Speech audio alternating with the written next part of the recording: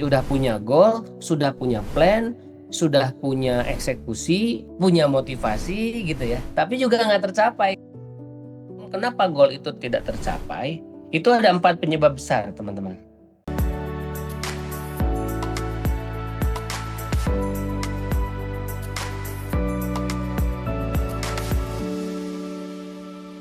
Pertama adalah karena ada satu hal yang paling fatal, apa itu? Tidak mendefinisikan strong why. Strong why itu kenapa hal itu harus tercapai. Jadi misalnya begini, saya pengen tahun depan itu pengen punya motor baru misalnya. Wah, spesifik tuh, mereknya apa, berapa cc, harganya berapa, tanggal berapa harus punya gitu. Itu jelas, smartnya itu jelas. Tapi ketika ditanya gini, kenapa harus motor itu? Ya pengen aja gitu. Kalau diganti motor lain boleh nggak? Nggak apa-apa sih kalau memang itu susah gitu. Kalau nggak tercapai, ya yang penting ikhtiar. Nah ini nggak punya strong why. Jadi kita tidak punya sesuatu kemendesakan, tidak ada urgensinya, tidak ada resiko kalau target itu tidak tercapai. Ya, jadi kita punya goal, tapi goalnya itu tidak punya strong why atau dihubungkan dengan apa yang mau kita capai. Saya harus punya uang segini supaya saya bisa hajiin orang tua, bisa umrahkan orang tua. Uangnya sih nggak penting, tapi umrohnya itu yang penting. Yang menyebabkan kita itu tidak achieve target adalah karena kita tidak punya strong why. Kalau kita ingin achieve target, gimana caranya? Ya pastikan goal itu adalah goal yang strong why. Yang kedua, teman-teman, tidak dibuat goal roll down.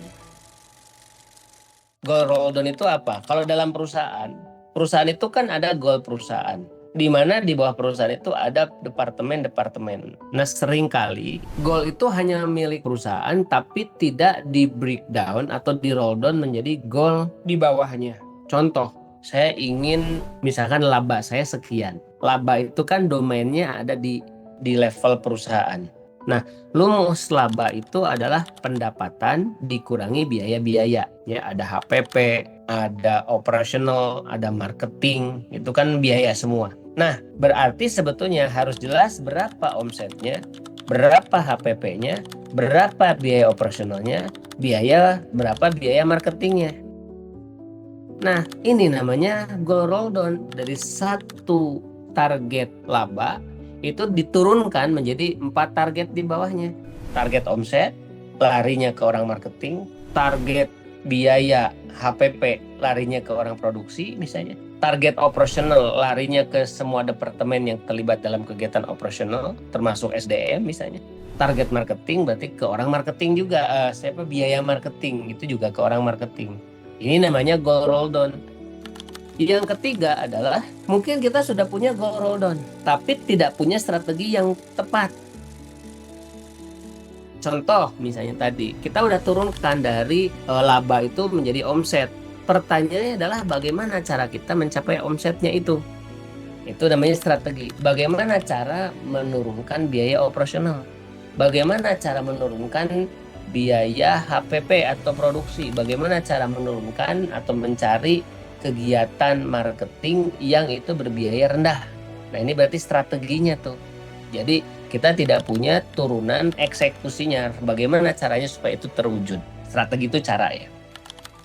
Yang keempat, teman-teman, mungkin strateginya udah jelas, tapi eksekusinya lemah.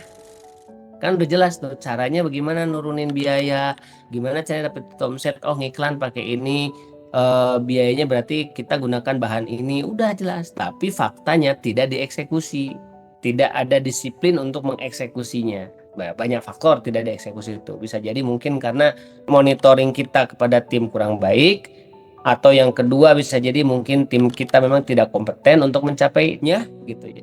Atau kompeten tapi ya mereka tidak punya attitude atau etikat baik untuk mencapai targetnya. Ini juga menjadi penyebab kenapa goal kita tidak tercapai, teman-teman sekalian. Makanya dari situ kemudian saya boleh sedikit simpulkan ya. Nah, inilah yang paling sering terjadi kalau kita runtut, kenapa goal dalam perusahaan itu tidak achieve.